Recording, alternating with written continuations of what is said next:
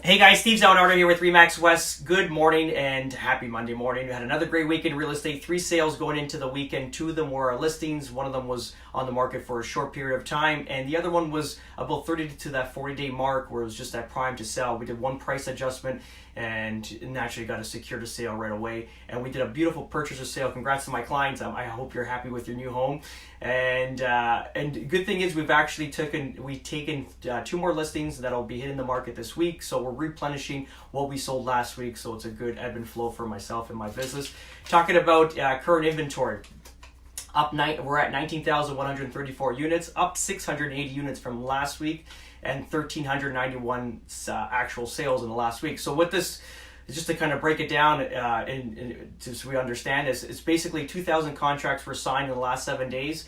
1,391 of those contracts actually sold off the market, and 680 just tacked on to the current inventory. So we're just nearing that 20,000 mark. Like I've been preaching the last year, we're going to hit that 22 to 23,000 mark, and then the market's going to shut down.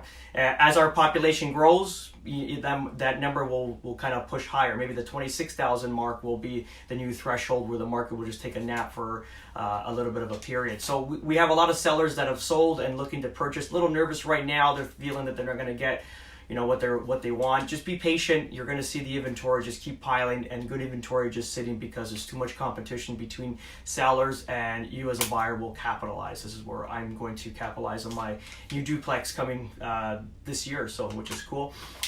Talking about the Bill B20, I know that this is a big, it's a touchy subject between realtors, mortgage agents, and also general public. So what the Bill B20 is what they call the stress test. So stress test is basically you qualifying for a mortgage.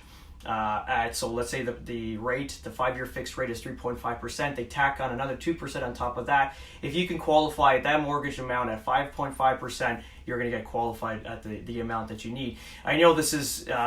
I got mixed feelings about this. I feel like it's very important for the Canadian public because it is protecting them financially, but I feel like they could have grandfathered this in slowly prior to the uproar in the market of 2017, because they just dropped it in the hat all at once, which kind of affected, we're already going in a decline with prices, and they dropped in the stress test, which didn't even make sense at all. They could have maybe dropped it in a half a point or 1% above the 5-year fix, but they dropped it at 2%. If they would have dropped this in at 2014, 2015, 2017 would not have happened. It would have had a nice cool period right through where we had that nice gradual growth for the last 7-8 years of that 10 to 15% per year, which was healthy, and it was still affordable. And you, as a homeowner or an investor, you were getting great returns on your investment, which is awesome. So I do feel like it's important. Why? Because just because the bank says you can take $1 million mortgage doesn't mean you should. I don't know about your school, but my school didn't teach me about finances nor managing money.